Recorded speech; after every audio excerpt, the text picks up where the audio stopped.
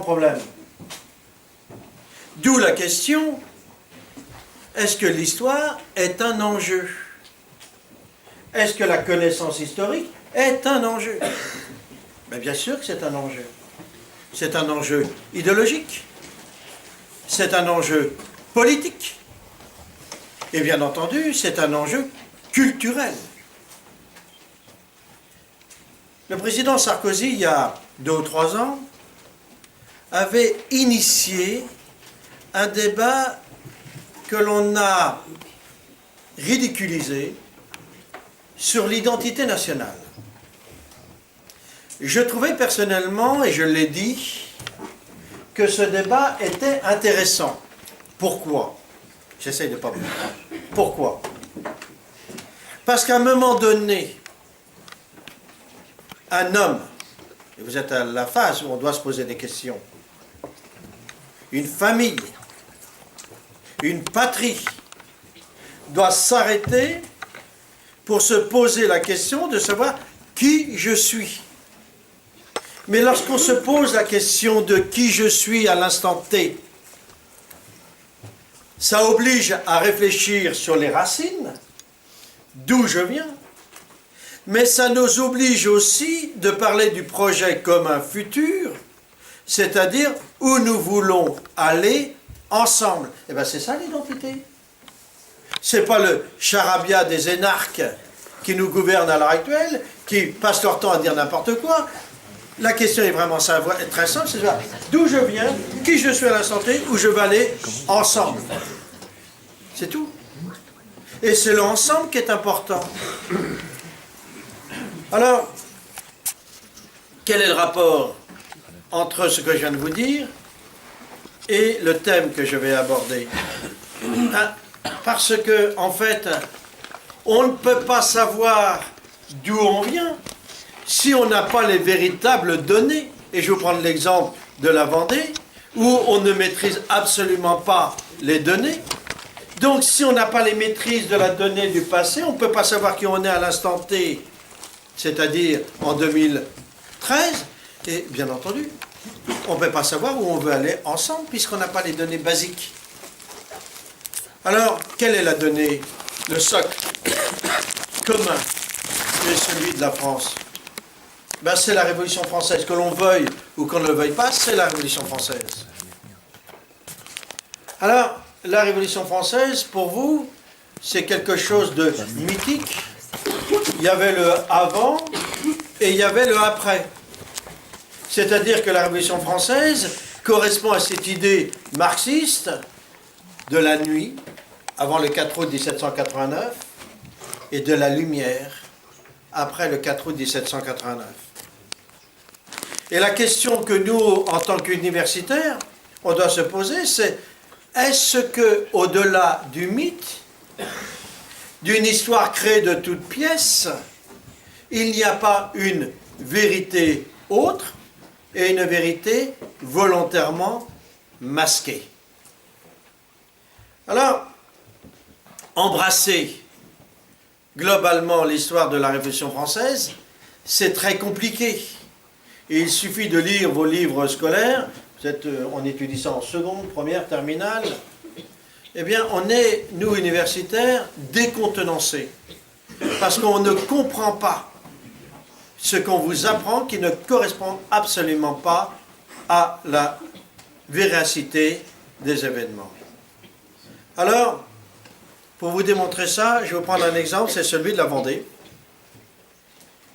Parce que la Vendée a été réduite jusqu'à une période extrêmement proche de nous. C'est-à-dire jusqu'en 1983-85, vous êtes trop jeune pour avoir connu les festivités du bicentenaire.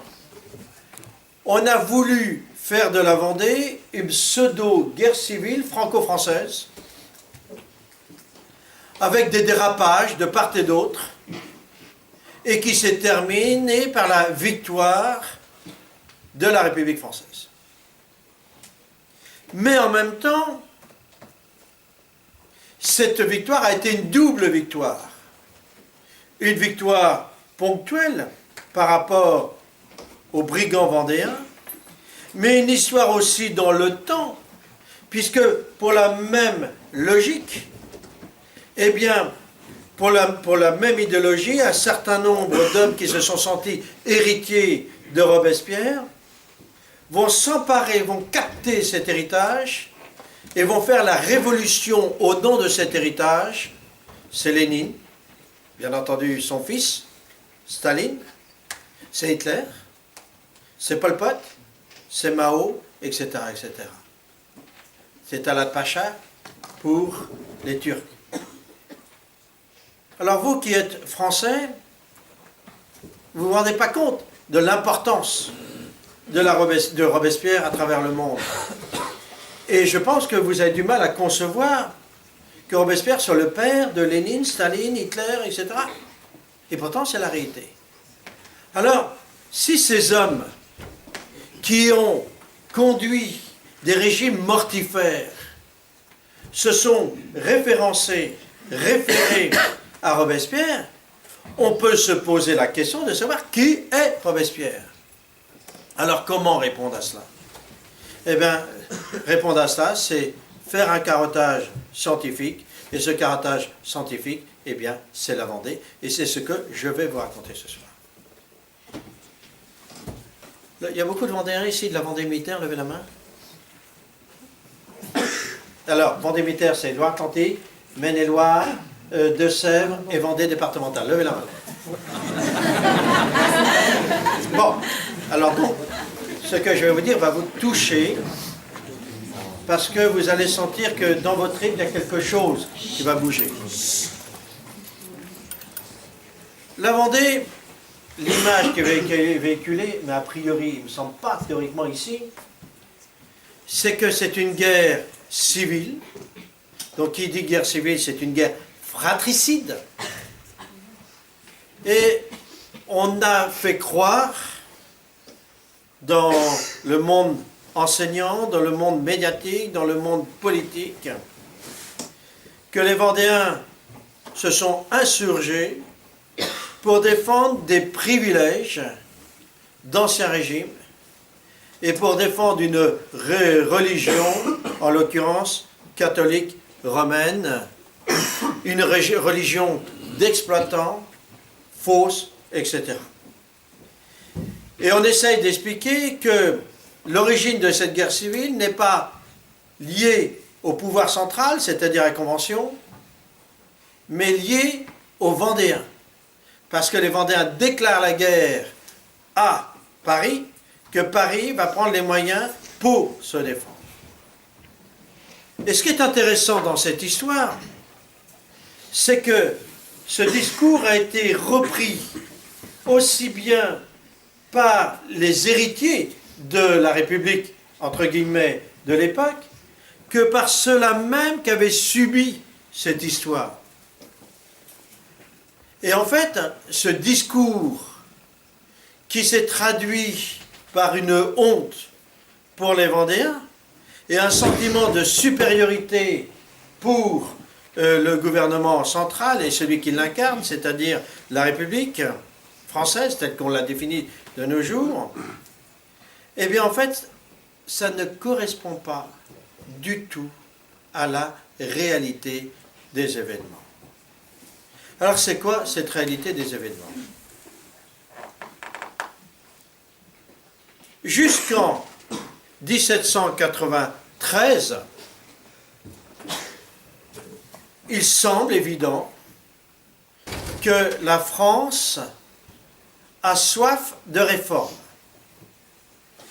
Mais ce qui est surprenant lorsqu'on est un historien scientifique comme je le suis, c'est que cette soif de réforme n'est pas seulement le fait du peuple de France, on devrait dire d'ailleurs des peuples de France, c'est aussi le fait du roi.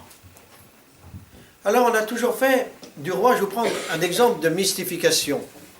Quand je vous parle du roi, physiquement vous le représentez un petit roi, roulant sur lui-même lorsqu'il marche, inconsistant, qu'on a réduit volontairement à un serrurier, mauvais père de famille, impuissant. Et en fait, c'est un message totalement tronqué. Le roi Louis XVI fait 1,92 m. C'est un géant physique. C'est un bon père de famille. 4 enfants, respectueux de sa femme et aimant sa femme. Et en plus, c'est un homme extrêmement intelligent. D'une intelligence exceptionnelle. C'est un roi qui parle 4 langues couramment. Et si on dénonce le fait, on l'a réduit au fait qu'il soit serrurier, c'est parce que tout roi de France doit apprendre un métier manuel. Et cet homme, il est tellement, comment dire, manuel, eh bien qu'il va créer, qu'il aurait pu déposer un certain nombre de brevets. Et c'est un homme très en avance sur son temps, c'est un homme du 19e siècle. Et cet homme a compris que la richesse ne se fabriquait que par rapport à l'échange. Et que l'échange à l'époque, c'est-à-dire le marché où on se rencontre, eh bien ça se passe par-delà des mers. Et ce roi va créer la première marine au monde. En 1789, nous avons la première marine au monde. Et c'est le moyen de communication d'exception que tout le monde jalouse, y compris les Anglais, deuxième marine. Et hier, j'étais en train de faire une conférence à Félix Duvillier qui a sorti un livre sur Charette, qui était un officier de marine. Et il a parfaitement cerné ça. La France est la tête de pont du développement économique mondial en 1789. Les révolutions ne se réalisent jamais dans des périodes de décroissance économique. Nous n'aurons pas de révolution à l'heure actuelle, nous sommes en pleine décroissance économique. Les révolutions ont toujours lieu en période de croissance économique. Je vais vous citer quelques dates. 1789, nous sommes en plein boom économique. 1830, plein boom économique. 1848, alors là, n'en parlons pas. 1870, puis la dernière révolution, c'est 1968. Jamais la France n'a été aussi riche qu'en 1968. Alors, une fois que l'on maîtrise cela, c'est-à-dire la divergence entre les désirs du peuple, la croissance économique et la revendication, on comprend parfaitement la conflagration qu'a été la Révolution française.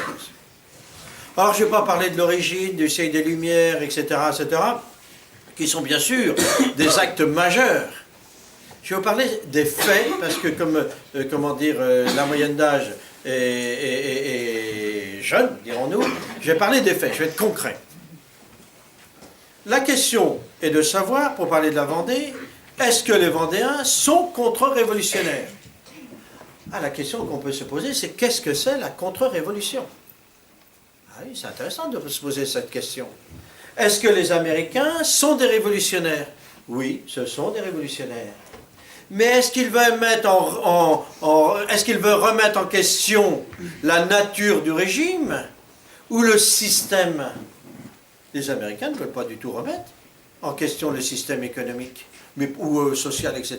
Ce qu'ils veulent remettre en question, c'est l'autorité royale britannique. Ce n'est pas du tout la même chose. Est-ce que les Français sont révolutionnaires en 1789? Mais absolument pas. La notion de république en 1789 est absolument inexistante en France. À personne, y compris à Robespierre, ne serait venue l'idée de substituer à la monarchie la république. C'est quelque chose d'impensable. Alors, pourquoi est-ce qu'on va basculer de cette monarchie millénaire, fondée tout de même par Clovis, à la République, et indiscutée, parce qu'indiscutable, à la notion de République? Sans aucun doute, une volonté de certains, une maladresse, des maladresses, additionnées par d'autres. Quoi qu'il en soit, à partir d'un moment donné, on rentre dans ce qu'on appelle la folie de la foule, qu'il fait que plus rien n'est gérable et que la raison ne peut plus s'imposer, c'est la déraison. Et la déraison va se traduire par l'exécution de l'Ancien Régime, symboliquement l'exécution du roi, l'exécution de la reine, et puis la substitution de la monarchie par la République, entre guillemets. Mais en fait, la République telle que vous l'entendez de nos jours n'a absolument rien à voir avec cette République de 1792, de septembre 1792, qui est beaucoup plus proche de cette République léninienne ou hitlérienne. Je rappelle toujours qu'Hitler a été élu au suffrage universel direct. Donc, c'est en fait l'appropriation par une minorité de la majorité de la population. Alors la population, en 1789, c'est combien d'habitants? 28 millions. Est-ce que ces gens ont été favorables à la révolution telle que nous l'entendons en 1789? Majoritairement, oui, y compris le roi. Est-ce que très vite vont s'exprimer des résistances? Oui. Tant et si bien qu'en 1789, on peut admettre que 60 à 70% de la population française est hostile à la Convention, c'est-à-dire au pouvoir exécutif et législatif qui règne en France à cette date. Alors pourquoi ces gens sont hostiles? Ils sont hostiles à cela pour trois raisons. La première, ça va vous sembler surprenant, c'est qu'on nie tout simplement la liberté. Liberté de conscience, celle de croire en Dieu. La liberté de circuler. La liberté de payer l'impôt, etc., etc. On nie les droits fondamentaux incarnés, véhiculés par les droits de l'homme. La deuxième chose, c'est cela même, je vais vous expliquer pour les scolaires, comment fonctionne le régime politique. De nos jours, vous avez l'État qui est incarné par trois grands ensembles. Le pouvoir exécutif, à l'heure actuelle, c'est le président de la République, qui est élu au suffrage universel direct, mais qui nomme le Premier ministre, qui va nommer lui-même son gouvernement. Le chef du gouvernement, ce n'est pas du tout le président de la République française. Deuxième chose, vous avez le pouvoir législatif qui est incarné par un parlement qui est divisé en deux chambres. Premièrement, la chambre des députés et la chambre du Sénat. Et puis, troisième structure, le judiciaire, mais qui ne nous concerne peu. À l'heure actuelle, théoriquement, les pouvoirs sont séparés. Dans la période que je vous cite, le législatif et l'exécutif sont confondus. C'est-à-dire que c'est le législatif qui va faire le gouvernement. Et ça, c'est fondamental dans ce que je vais vous dire tout à l'heure. L'exécutif, c'est-à-dire, en fait, ce n'est pas un président, c'est un comité de 12 personnes, il est issu du législatif, c'est-à-dire ce sont 12 députés qui vont incarner le comité de salut public. Retenez bien ça, parce que ça c'est fondamental pour comprendre justement ce qu'a été le dérapage de la Révolution française. Tout est là. C'est parce qu'en fait, il n'y a absolument aucun contre-pouvoir. Alors, qu'est-ce qui se passe? Eh bien, il se passe que ceux-là même qui vont s'emparer du comité de salut public, les 12, sont des gens qui sont imbibés des idées des Lumières, c'est-à-dire de l'idée qu'il faut substituer à l'homme ancien l'homme nouveau. C'est tout le débat à l'heure actuelle. Vous ne vous rendez pas compte de ce qui se passe à l'heure actuelle? C'est le débat. J'ai écrit un article là, qui fait beaucoup de bruit dans l'Homme Nouveau, où j'explique qu'en fait, nous sommes dans le prolongement de la Révolution française. C'est-à-dire ce que les révolutionnaires n'ont pas réussi à faire en 1794, nous sommes en train de le fabriquer à l'heure actuelle en voulant faire évoluer la substance même de l'homme, en créant un homme nouveau, dont il est à la fois le centre et en même temps le rayonnement. Alors, cette idée d'homme nouveau, et c'est l'idée que nous retrouvons chez Lénine et Rosa Luxembourg. Je ne sais pas si les terminales vous avez étudié Lénine et Rosa Luxembourg. Pas encore? Cette idée de créer l'homme nouveau, il y a deux attitudes possibles. Soit vous faites d'abord la révolution en interne, c'est-à-dire, vous, n'oubliez pas que la Révolution française est une révolution qui se veut universelle. C'est fondamental. Universelle. Et d'ailleurs, la France, à l'heure actuelle, a toujours cette idée d'universalité. Donc, soit on fait la révolution à l'intérieur, et on va l'appliquer au monde entier, soit on fait la révolution à l'extérieur, et on va l'imposer à l'intérieur. Ces deux stratégies foncièrement différentes, mais la finalité est la même. C'est bien la création de l'homme nouveau. Eh bien, la France va choisir cette deuxième solution. Pourquoi? Bien, pour les raisons que je viens de vous dire tout à l'heure. Parce que 70% de la population française est hostile à cette création d'homme nouveau. Eh bien, c'est pour ça que la France va déclarer la guerre au monde.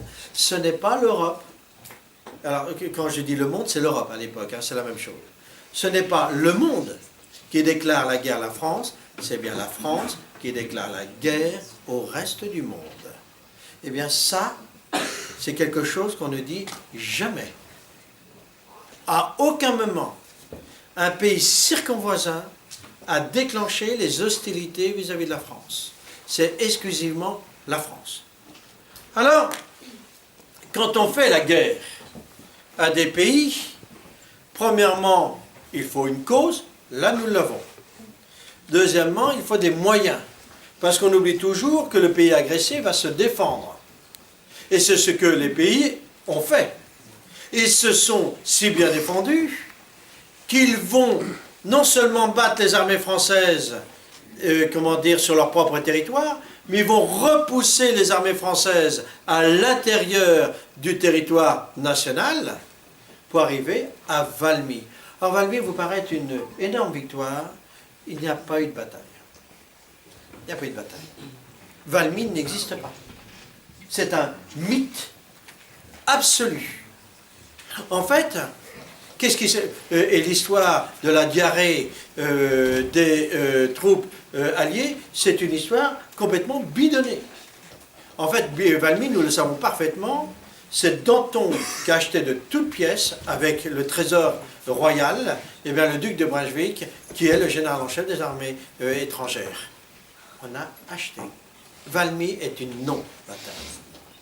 Mais en même temps, avant Valmy, la France a tellement subi de pertes qu'elle va devoir réquisitionner.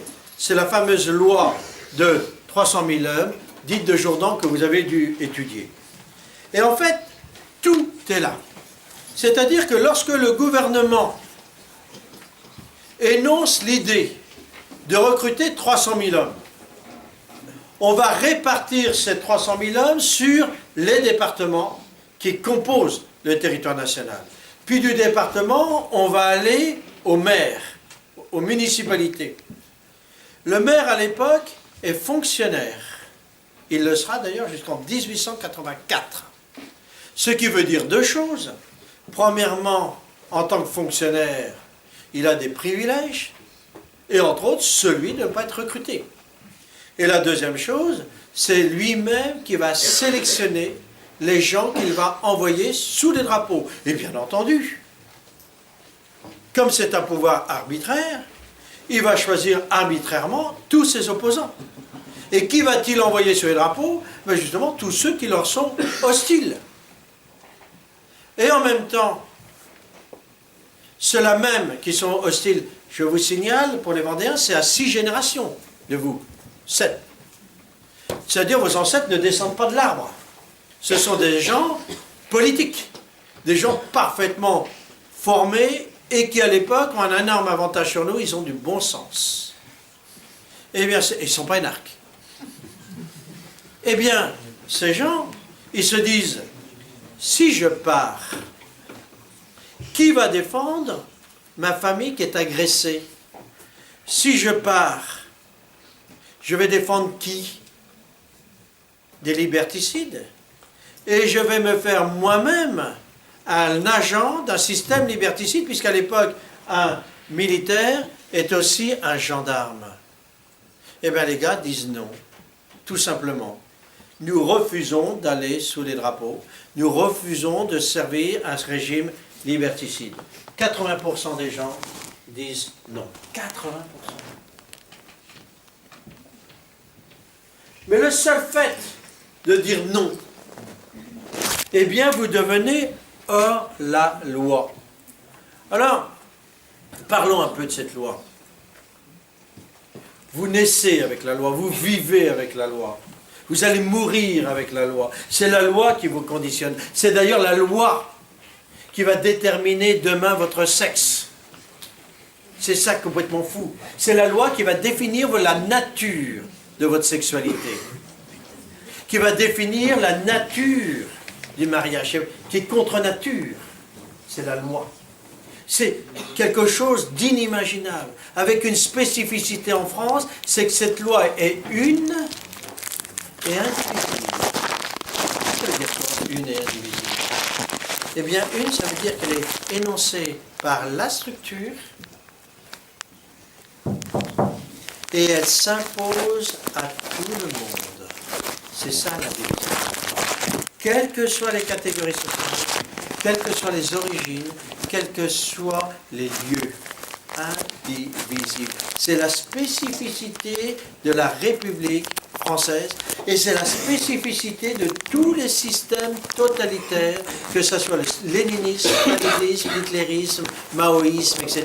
L'unité et l'indivisibilité. Ah tiens donc, c'est intéressant de noter ça. Pourquoi, à l'heure actuelle, des régions ne refuseraient-elles pas les lois qu'on est en train de voter? Bien parce que les régions ne peuvent pas le faire parce que nous vivons dans une république une et indivisible. Ah ben tiens. Donc ça veut dire que l'État central a une arme absolue. Et lorsque nous voyons à l'heure actuelle, que ce soit gauche ou droite, je ne fais pas là pour faire de politique, que c'est une extrême minorité qui est élue et qui va incarner la population, on peut se poser des questions sur la nature de notre démocratie. Ah ben oui, c'est une question qu'il faut se poser. Alors lorsque ces gens disent non, eh bien ils deviennent hors la loi. Et lorsqu'on est hors la loi, lorsque vous faites des bêtises ici, ou lorsque vous sifflez un intervenant, théoriquement vous devriez être sanctionné. Discipline. Vous devriez être sanctionné parce que ce que vous avez fait sort des normes de convivialité et d'hospitalité.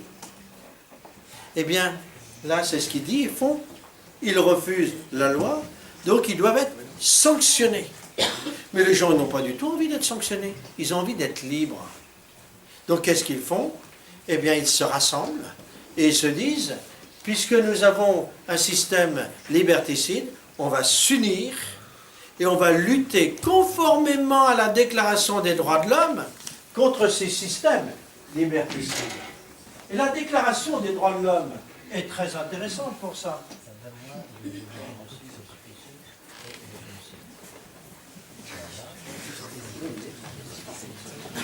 c'est très intéressant. Je vous lis cet article qui reprend d'ailleurs ce qu'a dit saint Thomas d'Aquin.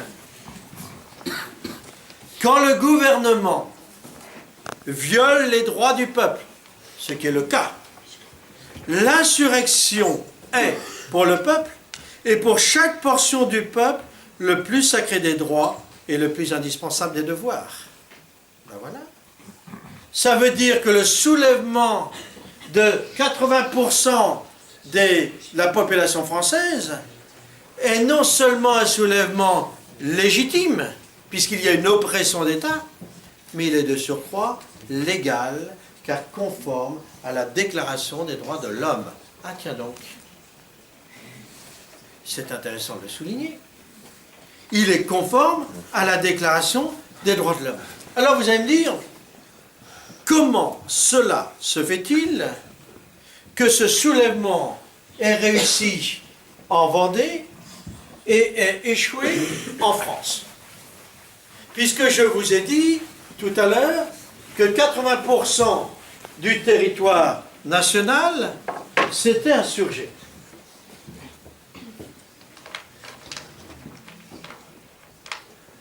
Quels sont les autres lieux d'insurrection?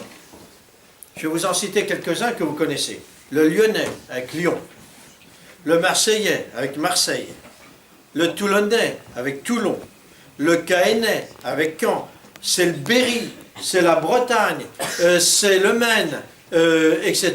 Et bien entendu, la Vendée militaire. Alors la Vendée militaire, c'est quoi? Excusez-moi, moi je ne sais pas du tout dessiner, je ne suis pas du tout cartographe. Bon, c'est censé représenter la Bretagne, et ça c'est censé représenter la Loire. À l'heure actuelle, à l'heure actuelle, on connaît tous le département de la Vendée, mais en fait, c'est pas de ça dont je vais parler. Moi, je vais parler du départ de la Vendée militaire. C'est un peu disproportionné. La Vendée militaire, c'est 4 demi-départements. Le sud de la Loire, alors à l'époque on dit inférieur, mais on va retenir un temps.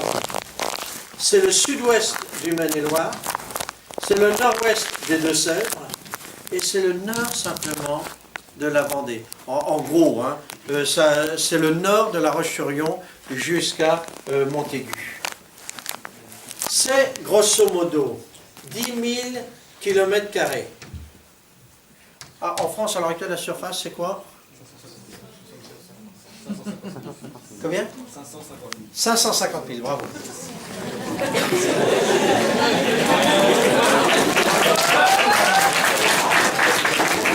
Eh bien oui, ça c'est positif. Ensuite, vous avez, s'il vous plaît, vous avez 770 communes.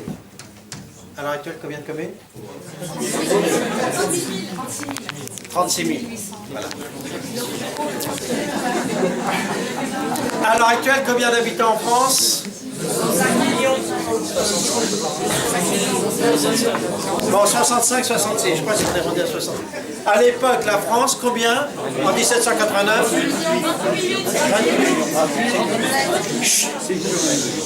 28 millions, c'était qui a dit ça? 28 millions, c'est juste.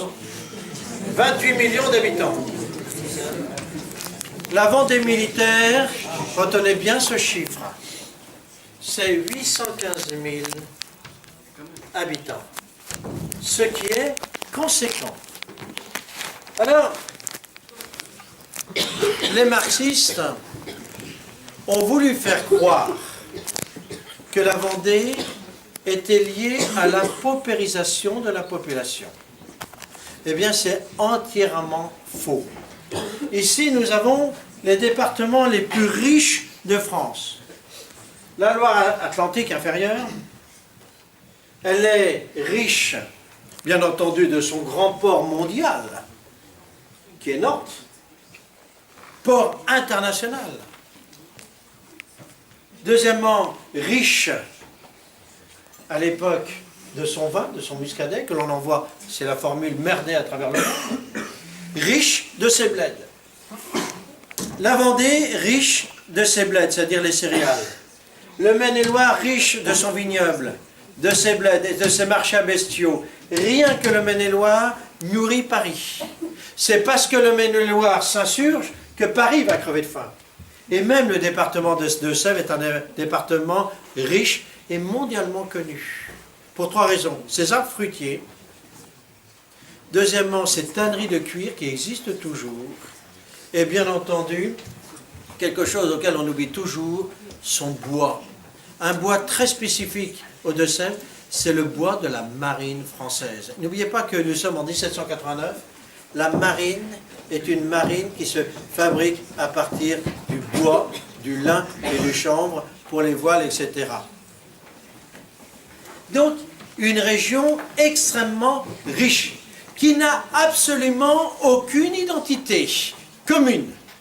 Parce qu'il n'y a pas d'histoire commune. Vous savez, la Loire-Atlantique, c'est la Bretagne. Les Bretons sont devenus français le 4 août 1789. Jusqu'au 4 août 1789, la Bretagne est un État souverain, avec une province par la suite souveraine, avec un parlement et ses États. Le Maine-et-Loire, le Maine a un statut spécial, et bien entendu, le Poitou. Vous savez, le roi de France ne règne pas sur un territoire unitaire. Et d'ailleurs, le roi de France ne peut pas se dire en 1789, le roi des Français. Il va falloir attendre 1832, Louis-Philippe Ier. Le roi de France est le père des peuples de France. Vous voyez les nuances? Il ne peut pas gérer, appliquer, imaginer une loi commune à tous. Et c'est si vrai d'ailleurs que les Bretons payent 2 fois moins d'impôts que le reste de la France.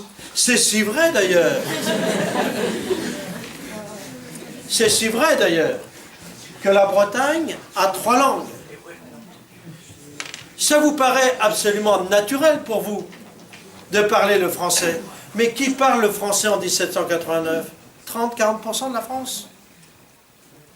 La langue, le français n'est pas du tout la langue commune à l'ensemble des peuples de France. Et le roi, c'est comme à l'heure actuelle en Belgique, a en face de lui une diversité de langues, mais qu'il respecte. Alors, ça vous paraît évident que tout le monde parle à l'heure actuelle français. Je vais prendre un exemple qui va contredire ce que vous pensez. Si l'Europe, la CE, décidait de nos jours que la langue commune, de facto, à cette minute même, serait l'allemand, et que tous ceux qui ne parlent pas allemand seraient sanctionnés, emprisonnés, exécutés, quelle serait votre réaction? Eh bien, vous ne seriez pas content. Eh bien, c'est exactement ce qui s'est passé après la nuit du 4 août 1789.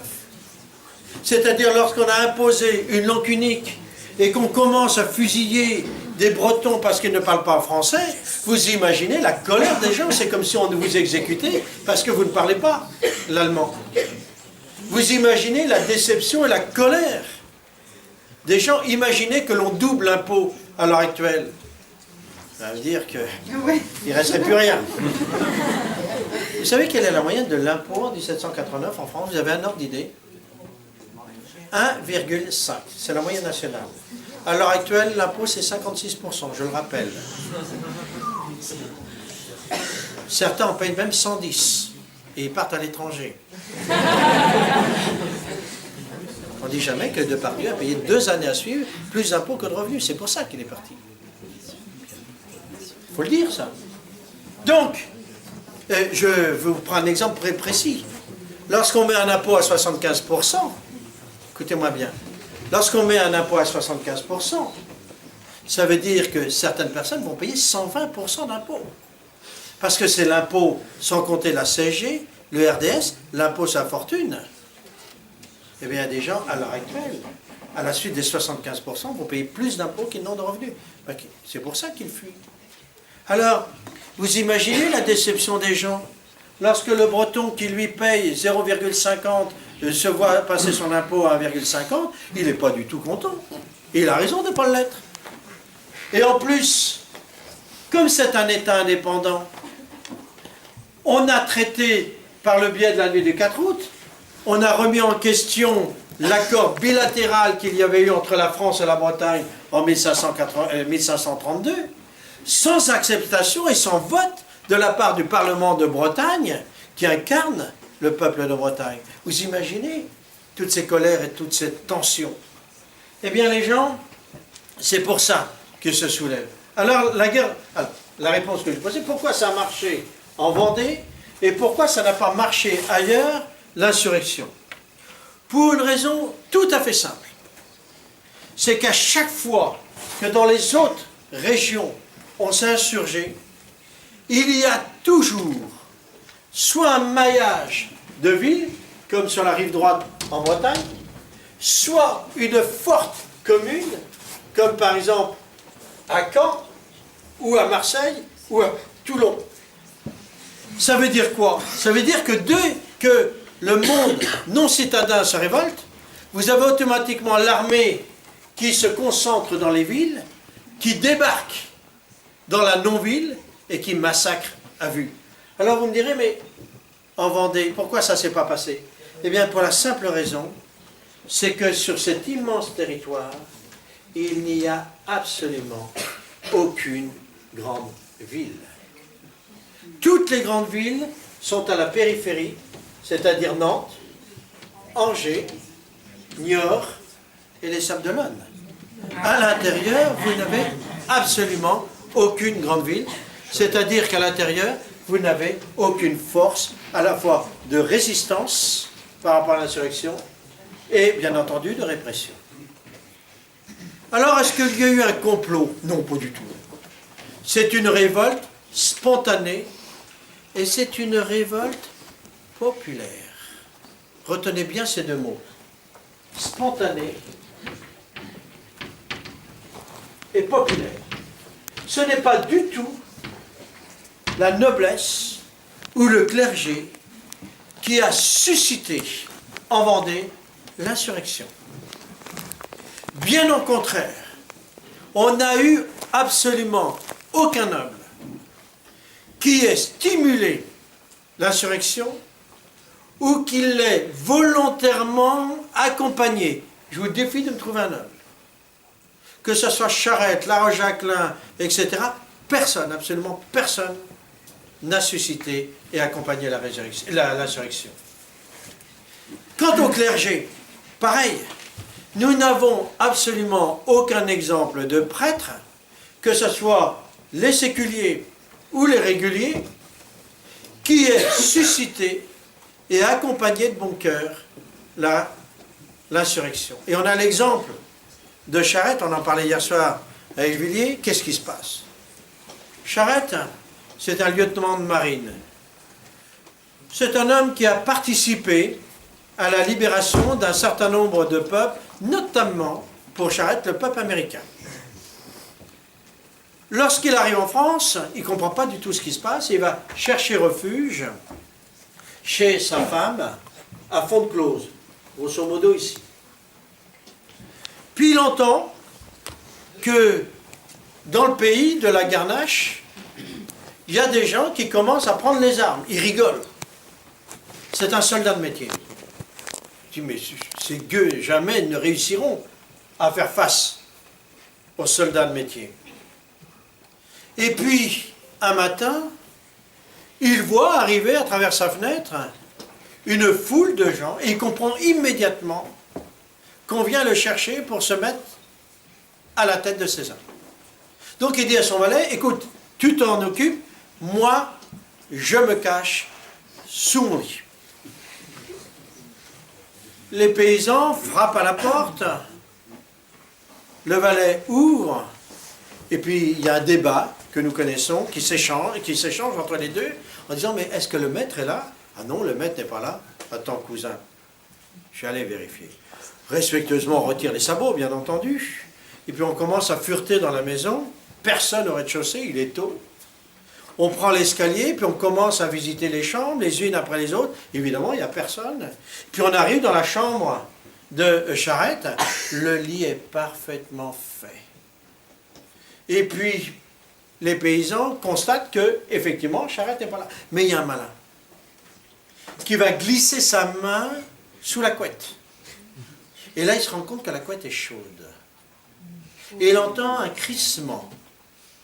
Et il se dit, mais il est en dessous. on va tirer charrette, qui est en chemise retroussée, et on lui dit, mais mon vieux, tu n'as pas le choix. Soit tu te mets à la tête des gens que nous sommes, soit on te casse la tête. Et bien le gars, il n'a pas le choix. Nous n'avons eu aucun exemple de chef noble qui se soit mis à la tête des Vendéens. Et d'ailleurs, c'est si vrai.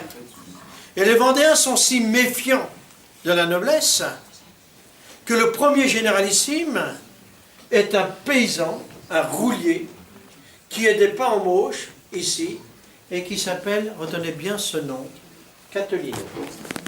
Catolino est un roulier, c'est-à-dire un agent de commerce, paysan, boulanger. On est tout à l'époque, on sait tout faire. Et c'est lui qu'on va nommer, parce qu'on a confiance en lui, parce qu'il est issu du peuple, le chef des armées vendéennes, et c'est lui qui va diriger les nobles. Alors, la guerre de Vendée, rapidement, je vais vous faire un schéma, tel que vous l'avez apprise à l'école, va s'étendre de mars 93 à décembre, première guerre, 94. Jusqu'à une période récente, donc j'use les carrés, hein. Suze, je ne suis pas habitué des carrés créés.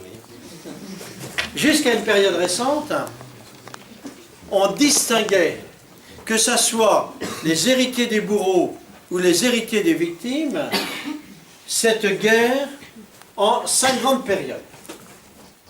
Première période, mars 93 au 29 mars 93. C'est vraiment l'apothéose du mouvement vendéen. C'est-à-dire que les Vendéens vont s'emparer des villages les uns après les autres. Vous savez, à l'époque, la communication n'existe pas. C'est-à-dire que, comme on ne voyage pas, lorsqu'on marche, on découvre des horizons nouveaux, des hommes et des femmes nouveaux, des paysages nouveaux. Et on ne sait même pas, lorsqu'on marche, où on est. Vous savez, il n'y a pas de GPS, il n'y a pas de communication. Et ce n'est qu'à partir d'un moment donné qu'on va se rendre compte que l'on maîtrise un vaste territoire, que l'on ne mesure pas. D'ailleurs, il n'y a pas de cartographie à l'époque. Et puis, on se dit, mais il y a un vaste territoire, ben, on va l'organiser. On va se défendre. On va spécialiser la population. Ça, c'est très intéressant. On se dit, en fait, sur 100 bonhommes, eh bien, on va en envoyer une partie défendre le territoire régional, c'est la Grande Armée catholique et royale. Une deuxième partie qui va défendre le territoire local.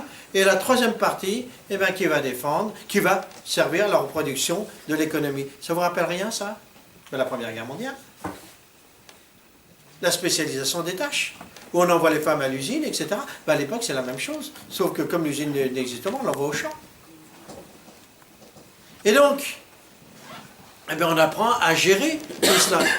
Et puis, comme il y a un ennemi, à l'époque, il n'y a pas le téléphone portable. Dès que le surveillant arrive, immédiatement, toute la classe le sait, parce qu'il y a toujours l'élève qui est là, qui va prévenir le reste de la classe. À l'époque, ça n'existe pas. Et bien, on va utiliser les moyens de communication à l'époque, notamment l'enfant qui va aller courir à travers les champs en disant « ils arrivent », les ailes de moulin, le courrier, etc., etc. On va utiliser des moyens traditionnels que l'on va adapter à la situation nouvelle. Ce sont des gens extrêmement intelligents. Vous savez, le télégraphe, il existait en Vendée avec les ailes de moulin, mais il existait dans toute la civilisation traditionnelle européenne, y compris d'ailleurs chez les Grecs au Moyen-Âge. Période euphorique. Je vous ai fait une carte que je vais reproduire aussi maladroitement que tout à l'heure. Je vous ai dit, c'est toujours la Bretagne, c'est mal fait, mais excusez-moi, la loi. Ces gens-là, durant cette période, ils vont s'emparer de ce territoire et en même temps se disent une question tout à fait simple. Où est l'ennemi? Quelle est l'organisation, la structure qui nous martyrise?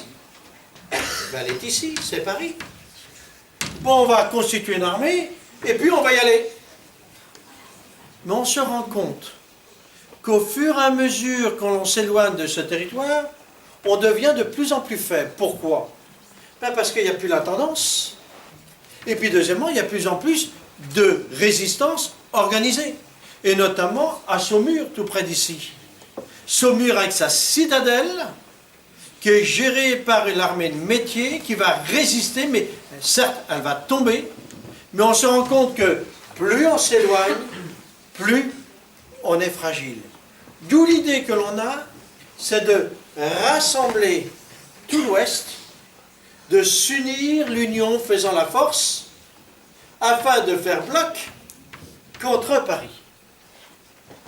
Alors, pour s'unir, il faut se retrouver. Et l'énorme problème qu'il y a pour se retrouver, c'est ce foutu fleuve qu'est la Loire. Pourquoi? Parce que la Loire, ce n'est pas du tout le petit fleuve que vous connaissez à l'heure actuelle. C'est un fleuve à fond plat, incroyablement large. Le fleuve que vous connaissez à l'heure actuelle a été canalisé en 1848. Jusqu'en 1848, c'est un fleuve large, infranchissable, sauf à deux niveaux, Angers et Nantes. Tout conséquence, mais il faut s'emparer de Nantes. Et pour s'emparer de Nantes, il faut l'attaquer. Et c'est ce qu'on fait le 29 mars 1793. Il va y avoir un double hasard. Premièrement, le maire de Nantes s'appelle Bacot de la Chapelle. Il va comprendre que s'il se rend, il va mourir, mais en même temps, s'il survit, il sera exécuté par les Parisiens. Donc il va se battre avec désespérance, et c'est là où on est le meilleur.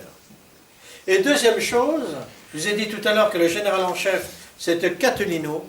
Le hasard d'une balle va le blesser mortellement, et d'ailleurs il va mourir le 14 juillet 1793.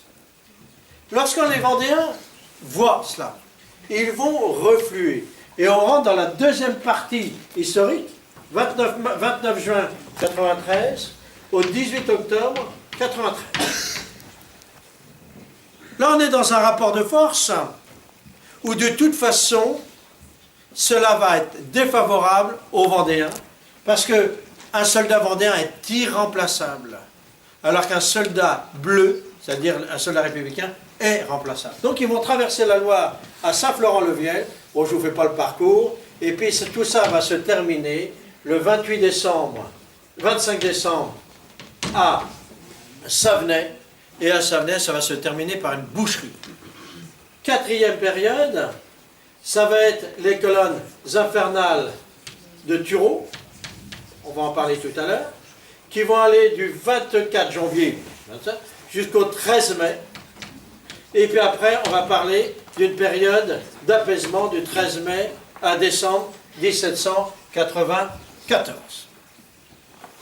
Cette histoire, c'est une histoire jusqu'en 1983, unanimement partagée, comme je vous le disais tout à l'heure, tant par les Vendéens que par les républicains, les Bleus. Eh bien, en fait, c'est une fausse histoire. Parce que la vérité de l'histoire, c'est celle que je vais vous raconter tout de suite. Première partie, indiscutablement, nous sommes dans le cadre d'une guerre civile franco-française. Cette guerre civile franco-française va aller, retenez bien cette date, jusqu'au 26 juillet 1793. Et là, il se passe un événement majeur. C'est qu'au sein du comité de salut public, je vous ai expliqué sa fonction tout à l'heure. C'est rigolo, on m'avait raconté que les jeunes, c'était difficile à éduquer, parce qu'en même temps qu'on leur parle, ils jouent avec leur jeu, là. Et je vois ça, effectivement. Ah oui, vu. C'est la première fois que je vois ça. Donc jusqu'au 26 juillet 1793, on est dans le cadre d'une guerre civile. Le 26 juillet 1793, il se passe un événement majeur.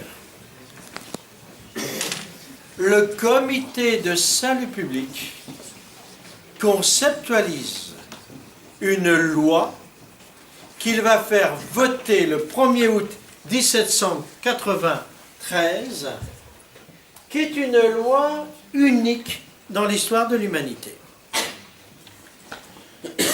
Cette loi prévoit 4 choses. Premièrement, au niveau de la population.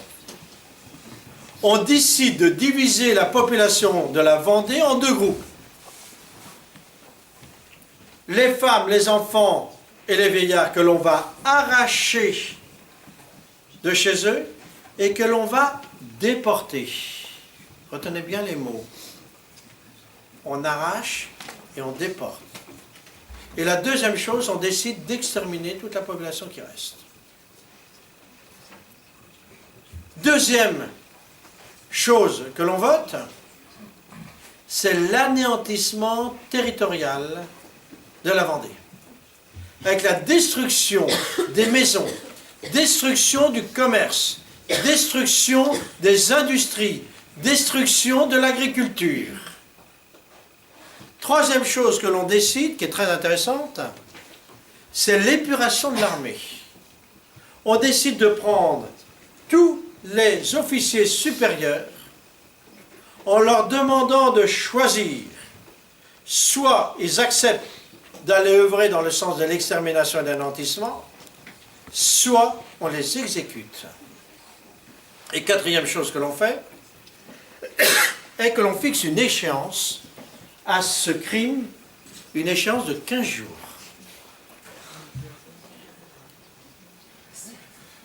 Vu encore.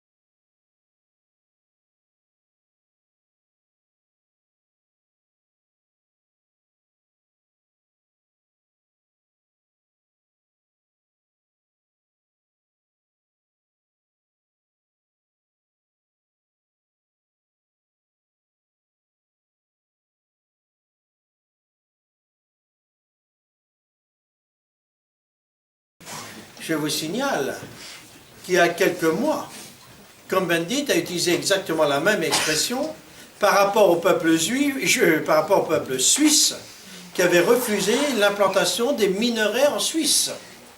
En disant le peuple suisse pense mal, il faut donc changer le peuple. Vous voyez toujours cette idée rousseauiste. Et donc symboliquement, on arrache ce nom en disant ce peuple s'est insurgé. S'il s'est insurgé, ça ne peut pas être un être humain. Si ce n'est pas un être humain, c'est un animal. Si c'est un animal, il ne peut pas être propriétaire. Donc on lui arrache sa propriété.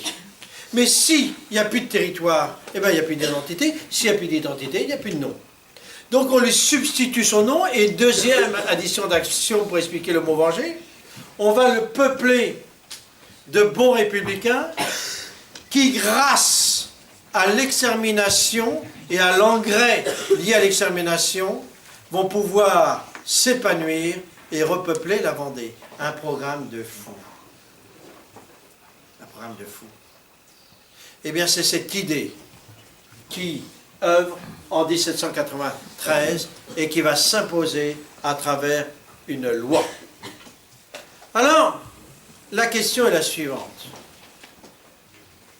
Comment exterminer 815 000 habitants qui de surcroît refusent de se laisser exterminer? Eh bien, c'est une question sacrément importante. Et je rappelle que c'est la même question que se posent Lénine, Staline, Hitler, Mao, etc. Comment exterminer tout un peuple? Alors, on ne sait pas faire. De même que Lénine ne saura pas faire, du moins dans un premier temps. De même qu'Hitler ne saura pas faire, du moins dans un premier temps, etc. Mais là, on est au bégaiement de l'expérience. Alors, on va imaginer des plans. Et on va en imaginer 4. Premier plan, c'est toujours la date du 26 juillet, qui va durer jusqu'au 11 novembre. Vous remarquerez que c'est extrêmement précis tout ce que je vous dis. Pourquoi c'est précis? Pour la raison bien simple, c'est que les révolutionnaires ont absolument tout écrit. On a tout. Donc, ce plan, on va le laisser à la volonté des militaires en disant ben, faites ce que vous pouvez, on vous donne des armes, on vous donne des hommes, on vous donne des matières combustibles et vous faites ce que vous pouvez. Et en fait, on ne peut pas grand-chose. D'autant plus que la résistance de la part des Vendéens est féroce. D'où l'idée que l'on a, le 11 novembre 1793, le comité de salut public, c'est de créer de toutes pièces un nouveau plan qui va utiliser l'armée sous l'angle de la masse. C'est-à-dire qu'on va concentrer l'armée et on va tomber par régiment concentré sur la population qui va tout massacrer. Et en fait, on va se rendre compte que si ça marche, ça sur la rive droite, ça ne peut pas marcher sur la rive gauche. Et on va faire appel, et c'est le troisième plan, à un général français qui n'est pas du tout un imbécile, mais qui est un serviteur fidèle, obtus et têtu, le général Turreau. Retenez bien ce nom. Et Turreau est un stratège. Il y a 2 F. Est un stratège. Lorsqu'il arrive en Vendée, il se dit, mais en fait, en raison même de la résistance, en raison même de la notion de bocage qui est omniprésente en Vendée, il faut créer une structure mobile, et ça va être ce qu'on appelle les colonnes infernales. Donc, le 24 janvier. Et on a retrouvé la lettre du général Turreau qu'il écrit aux membres du comité de salut public. Et c'est une lettre qui est terrible et que je vous lis. Voici le plan que j'ai conçu pour traverser la Vendée. Si mes intentions sont bien secondées, il n'existera plus en Vendée, sous 15 jours, ni armes, ni habitants. Je répète, il n'existera plus, sous 15 jours, ni armes, ni habitants. Cette lettre-là, l'original, est déposée aux archives militaires, c'est-à-dire au fort de Vincennes. Et ce qui est intéressant, c'est que nous avons retrouvé la réponse d'un des membres du comité de salut public, qui s'appelle Carnot, le grand Lazare Carnot, qui lui répond le 6 février la chose suivante. Tu te plains, citoyen général, de ne pas avoir reçu du comité une approbation formelle à tes mesures. Elles lui paraissent bonnes et tes intentions pures. Alors ça veut dire quoi? Titre de texte. Tes intentions pures, c'est l'extermination des habitants. Et deuxièmement, la méthode, eh bien, on l'accepte. C'est-à-dire qu'on accepte la substitution entre l'utilisation des colonnes infernales et le plan masse. Et les colonnes infernales vont œuvrer en Vendée jusqu'au 13 mai 1793. Et là, on va s'apercevoir que c'est imparfait. Et en tout cas, ça ne donne pas les résultats escomptés. Et on va virer Turreau et on va mettre en place un nouveau plan qui va être un plan mixte, qui va s'appuyer sur l'idée du plan masse, concentré à partir de villes comme Cholet, et l'utilisation de colonnes mobiles à partir de ces camps. Alors, une fois qu'on a compris la mécanique du plan pour l'extermination, qu'est-ce qui s'est passé concrètement sur le terrain? Eh bien, là aussi, on a absolument retrouvé tous les documents. Parce que les officiers supérieurs doivent envoyer journellement un double rapport. Un au pouvoir politique, c'est-à-dire le comité de salut public, plus un autre au pouvoir législatif. À la chute de Robespierre, le pouvoir législatif va demander la destruction de tous les documents qui sont liés à cette histoire. Mais ils vont oublier de demander à l'armée de détruire ces documents. Et lorsqu'on ne demande rien à un militaire, bien entendu, le militaire ne s'exécute pas.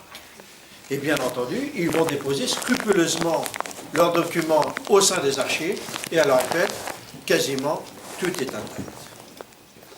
Alors, quels ont été les moyens utilisés pour exterminer la population?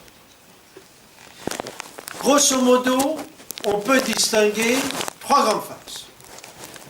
La première phase, elle va en fait du 1er août 1793, grosso modo, au 15 novembre 1793.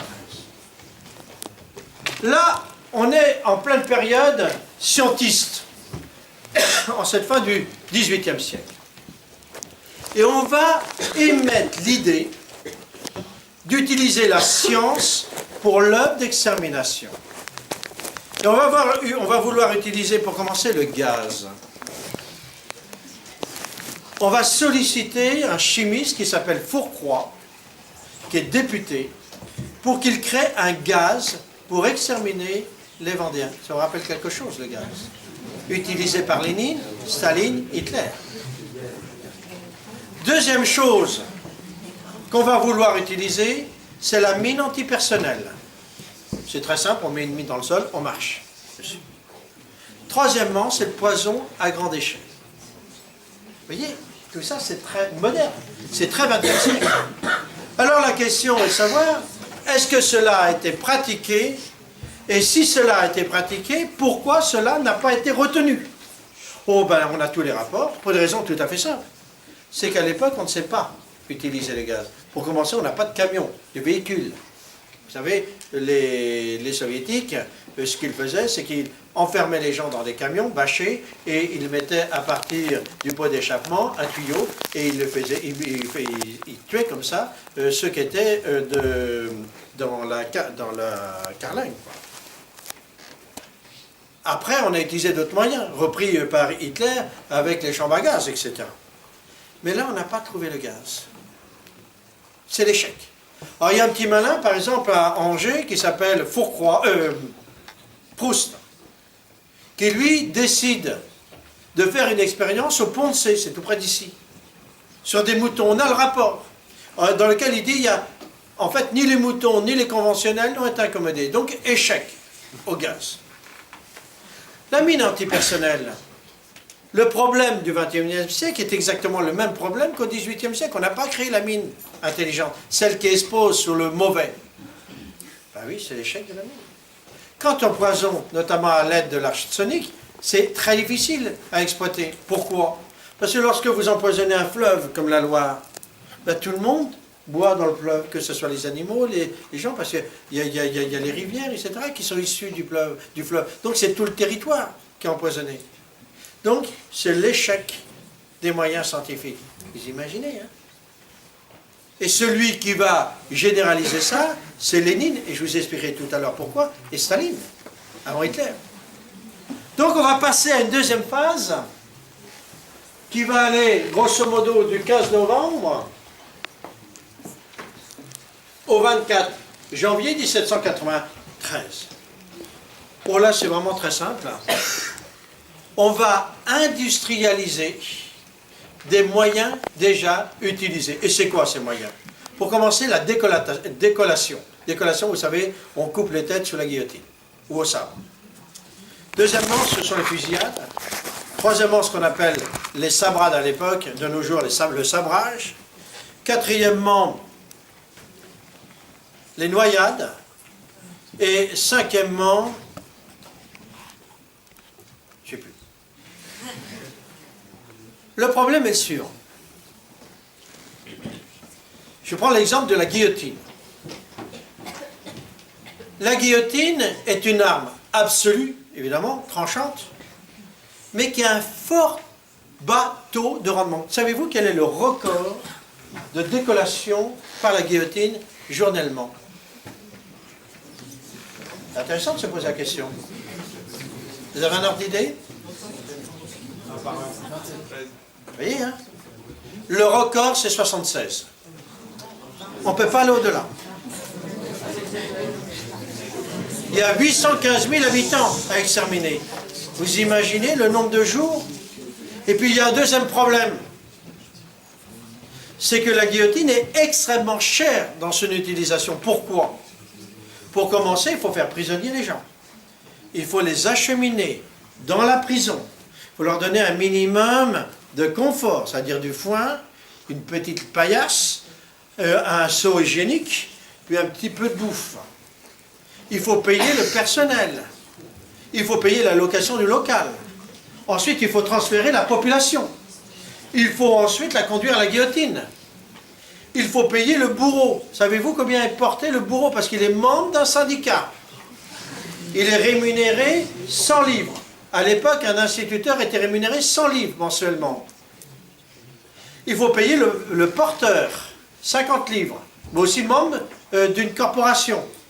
Mais lorsque vous coupez une tête, il y a 1 litre ou 2 qui s'échappent. Lorsque vous exécutez 70 personnes, c'est 100 litres.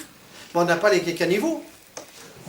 Eh bien, lorsque le sang s'écoule, eh bien, il faut l'évacuer, ça pue, c'est compliqué. Mais lorsque vous avez un corps coupé en deux, eh bien, il faut aller l'enterrer, donc il faut le conduire, etc., etc. Et puis, il faut payer la protection de la guillotine, parce qu'on pourrait s'insurger contre ce crime. Donc, la guillotine coûte extrêmement cher et peu efficace. Les noyades, même chose. Lorsque vous noyez les gens à un ficelet, ben c'est la même problématique, sauf que la guillotine, c'est la corde. Mais lorsque vous coulez un bateau, avec dedans 800 enfants, par exemple, on a le cas d'exemple, ou 2000 personnes, le bateau, il est définitivement perdu. Alors on a même imaginé à Nantes de sauver le bateau.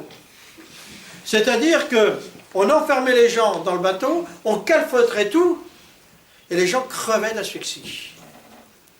Le problème, c'est que la population circonvoisine, elle n'est pas du tout d'accord avec ça. Et elle n'est pas du tout d'accord avec ça pour une raison tout à fait simple. C'est que ces maudits Vendéens, en crevant, hurlent, et ça les dérange, notamment la nuit. Donc, pétition des gens qui dénoncent les cris que poussent ces victimes. Donc, on va être obligé d'arrêter ces chambres d'asphyxie. Je prends un autre exemple. Lorsque vous fracassez, c'est le 5e moyen que j'ai utilisé tout à l'heure, les têtes d'enfants à coups de crosse, etc., eh bien, les Vendéens ont la tête tellement lourde, tellement dure, c'est que les crosses explosent, les baïonnettes cassent, etc., etc. Donc tout ça, c'est extrêmement lent, Et c'est un coût colossal. Alors,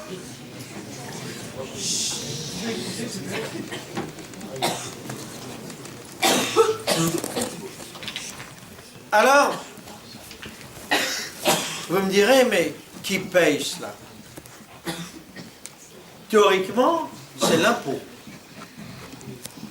Parce que nous sommes dans un système qui pense, parce que c'est un système tyrannique, qui pense que c'est à la victime de payer les moyens retenus par l'État pour son élimination, parce qu'il a commis le crime d'être anti-républicain. Vous êtes trop jeune, mais je parle aux plus vieux. Lorsque on a réprimé en Chine les Chinois à Tiananmen, le monde entier a crié au scandale parce que le gouvernement chinois a demandé à chaque famille de victimes de payer la balle de l'exécution 18 €. Mais c'est une vieille tradition dans tous ces systèmes tyranniques. Alors, comment les Vendéens peuvent-ils payer? S'il vous plaît. S'il vous plaît. Comment les Vendéens peuvent-ils payer leur exécution? Ben, premièrement, je le disais tout de suite, c'est l'impôt. Mais on ne collecte plus l'impôt ici. Donc l'impôt ne peut pas financer. Alors comment peut-on faire payer à la victime son exécution? Ben, d'une manière très simple. Lorsque la victime se présente, elle a 3 trésors sur elle, 4. Premièrement, elle peut avoir de l'argent, ou des menus effets, comme on dit, que l'on lui prend. Deuxième chose, le vêtement. Alors ça vous semble bizarre, parce que vous avez des vêtements maintenant comme vous voulez, mais à l'époque, le vêtement, le tissu est rare. Et le tissu vaut très cher. D'autant plus qu'on peut le réutiliser. À l'époque, on cousait, on recousait, y compris les chausses. Quand vous avez un trou dans une chaussette, vous la jetez. À l'époque, c'est impensable. Autre richesse, ben les cheveux. On tond les gens pour faire les perruques. Autre richesse, les dents. On arrache les dents pour faire les dentiers. Autre richesse, la peau. On dépiote les gens pour faire des uniformes. Et dernière richesse, insoupçonnable, eh bien c'est la graisse du corps que l'on fait fondre. Et ça sert notamment pour le savon, pour graisser les roues, etc., etc. Le Vendéen, je répète ce que je vous disais tout à l'heure, on l'a déshumanisé. Donc on l'utilise comme un objet. Et comme tout objet, eh bien on va tout prendre sur lui. Et c'est bien pour ça que l'on exécute toujours le Vendéen nu. Parce qu'il recèle en lui des trésors. Alors, une fois qu'on a décidé de substituer à ces moyens artisanaux, même si on les a industrialisés, les colonnes infernales, en fait, on va dire aux soldats de se payer sur le territoire. Et on va même monter une commission de pillage. Vous voyez, c'est très moderne tout ça. On trouve ça chez Lénine, les Staline, etc. Une commission de pillage qui va être chargée de piller le pays, les meubles, les effets, l'élevage, les cultures, l'outillage, etc. Et on va transformer la Vendée en un désert. Et bien voilà. C'est ce crime que l'on a caché. Alors, quel est le bilan de tout ça? Plus exactement, quels sont les bilans? Est-ce qu'on d'ailleurs, on peut les évaluer? Et qu'est-ce que l'on peut évaluer? Eh bien en fait, on peut les évaluer. Et il faut distinguer le bilan démographique. Je vous ai dit tout à l'heure qu'il y avait 815 000 habitants à exterminer. Retenez bien ce chiffre.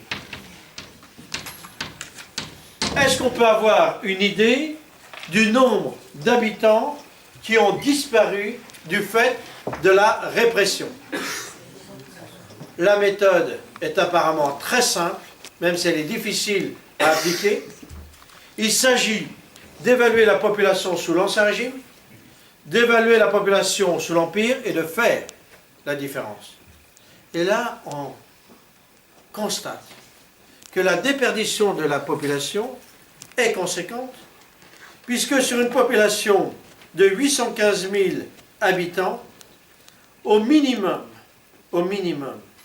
117 000 habitants ont disparu, un sixième. Et d'ailleurs, ce qui est le plus surprenant, c'est que contre toute attente, le département le plus touché, c'est le Maine-et-Loire, 44 000 habitants, la Vendée, 30 000, la Loire-Atlantique, 17 000, les Deux-Sèvres, 16 000. En termes de pourcentage, le Maine-et-Loire perd 20% de sa population. On a massacré 20% de la population. Toujours le même là-haut, hein. C'est hyper désagréable. C'est vraiment hyper désagréable. Donc soit tu arrêtes, soit tu te bats. Puis vient les Deux-Sèvres, 16%. La Loire inférieure, 13%. La Vendée, simplement 11%. Mais en fait, l'État avait émis l'idée qu'il fallait de préférence, retenez bien ça, exterminer la femme, pour une raison tout à fait simple, c'est elle qui reproduit, et l'enfant, parce que c'est lui qui reproduit la mémoire. Et la question que l'on peut se poser en tant qu'homme de science, est-ce que cette volonté d'État se retrouve concrétisée sur le terrain? Est-ce que l'on peut avoir une idée globale de ça? Non. On ne peut pas l'avoir une idée globale. Pourquoi? Parce qu'il aurait fallu avoir, commune par commune, la liste des habitants massacrés. Mais on a une autre source, et ça s'appelle le sondage. Puisque je vous ai dit tout à l'heure que la Vendée était composée de 770 communes, eh bien nous avons la liste de 110 communes, la liste exhaustive des massacres sur 110 communes. Le plus symbolique, la plus symbolique, ce sont les Luc, le Petit Luc.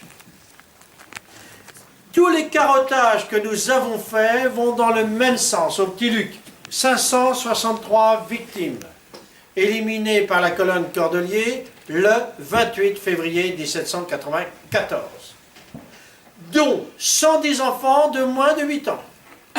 Mais lorsqu'on extrapole, c'est 80% des gens exterminés qui sont des femmes, des enfants et des vieillards. Nous avons exactement les mêmes proportions à la Chapelle-Basse-Mer, à la Boissière-du-Doré, au Leroux-Botreau, à Saint-Gervais, etc. Donc l'œuvre, la volonté de la Convention d'exterminer de préférence les femmes et les enfants s'est concrétisée sur le terrain. Alors, je vous ai dit tout à l'heure que la loi du 1er août allait dans deux directions. La direction démographique et la direction matérielle. Est-ce que l'on peut avoir une idée de la destruction de l'outillage, de l'industrie, etc. Non, impossible. Pour la raison bien simple, c'est qu'on n'a aucune statistique. On n'a aucun moyen de reconstituer la statistique. Alors, est-ce qu'on pourrait avoir une idée, par exemple, sur l'habitat? Ça, c'est tellement bien. On ait la liste de l'habitat, commune par commune, qui a été détruite. Et ce qui serait encore plus extraordinaire, c'est qu'on ait la liste de l'habitat existant. Comme ça, on aurait à la fois le nombre de maisons détruites, et puis le rapport entre le nombre de maisons détruites et le nombre de maisons existantes. Aucun historien n'avait parlé de ça. Et aucun historien ne s'était posé la question, puisque aucun historien ne s'était posé la question de la nature de la répression. Alors, est-ce que ces documents existaient? Eh bien oui. Ils existaient pour une raison tout à fait simple.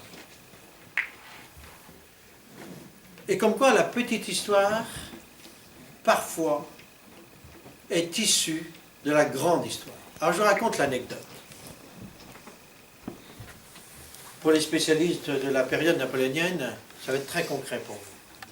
Lorsque Napoléon prend sa déculottée en Espagne, il remonte par le sud de l'Espagne, Angoulême, etc. Puis à un moment donné, il bifurque en Vendée, on ne comprend pas pourquoi. Il reste très peu de temps en Vendée, il rentre dans une colère incroyable parce qu'on n'a pas construit la ville qu'il voulait, c'est-à-dire Napoléon-Ville.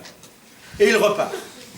Mais les gens ne se posent pas la question de savoir ce qu'il est venu faire en Vendée. Ben, j'ai trouvé la raison. C'est qu'un de ses frères d'armes, qui s'appelle le baron Dupin, a été nommé préfet des Deux-Sèvres, et lui, il a constaté l'état de désolation absolue dans laquelle se retrouvait la Vendée militaire. Et il demande à l'empereur de venir voir pour indemniser la population. Et lorsque l'empereur voit ça, il pleure, en se disant, mais comment on a pu commettre ça? Et il décide immédiatement de faire voter une loi dite d'indemnisation. Et cette loi d'indemnisation a pour objet d'indemniser maison par maison l'habitat détruit.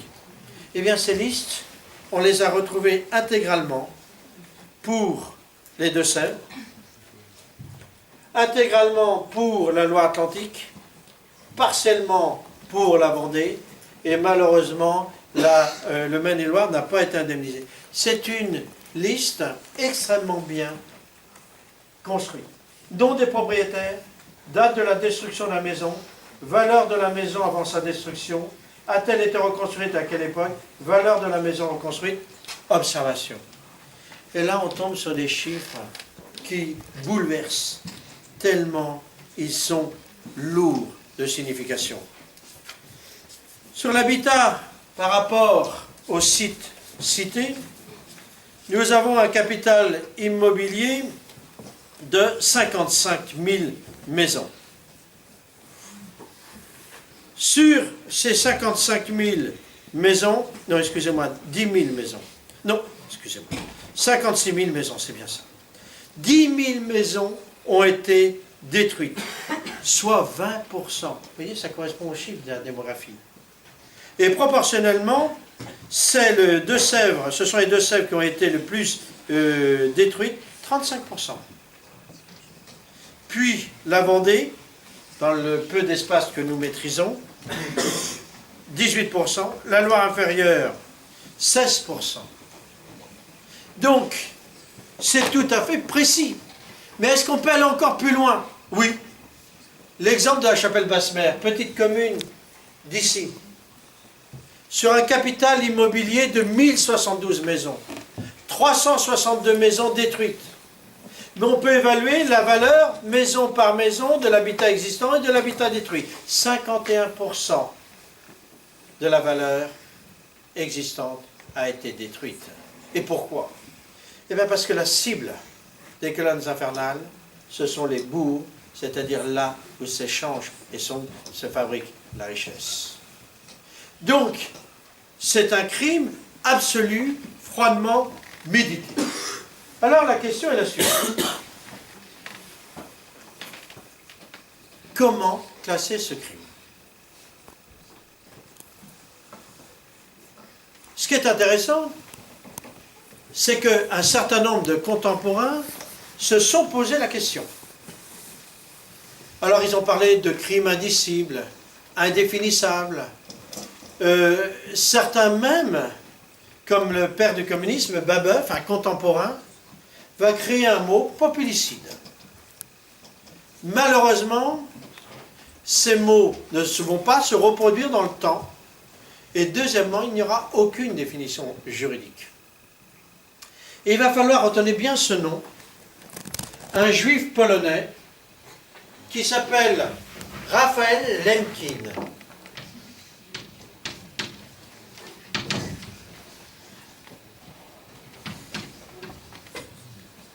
Je crois que c'est comme ça. Lemkin, qui en 1941, vous voyez, 43, vous voyez, c'est très tard, suite à ce qu'il avait vu se faire en Union soviétique, puis en Allemagne nazie, a commencé à se poser la question de la nature des crimes contre l'humanité commis par Lénine, Staline et Hitler.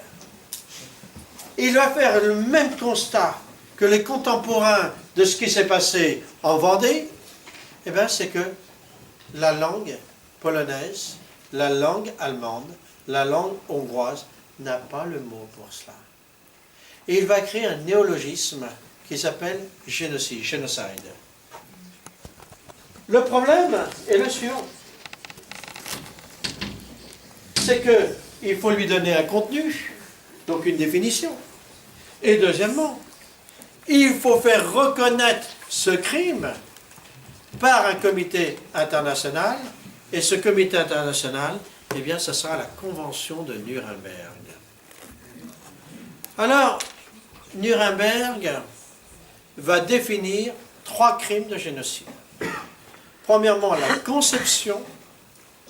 Deuxièmement, la réalisation. Troisièmement, la complicité tant dans la conception que la réalisation de l'extermination partielle d'un groupe humain de type ethnique ou racial ou politique ou religieux.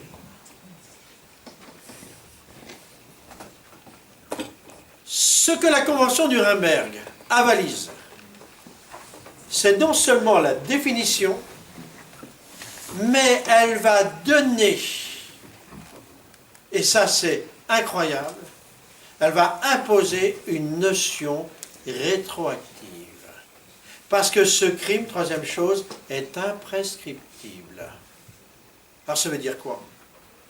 Ça veut dire que ce crime, identifié en 1943, défini par la Convention de Nuremberg 45-47, jugé, va s'appliquer rétroactivement, dans un premier temps, aux crimes au pluriel commis par les nazis, notamment vis-à-vis des nazis, mais aussi à tous les crimes commis de cette même nature, ce qui donnera la reconnaissance du génocide des Arméniens de 1915.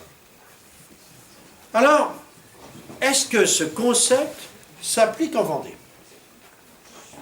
Est-ce que, oui ou non, il y a eu la conception de l'extermination des Vendéens? Ben oui, il y a la loi, ça suffit.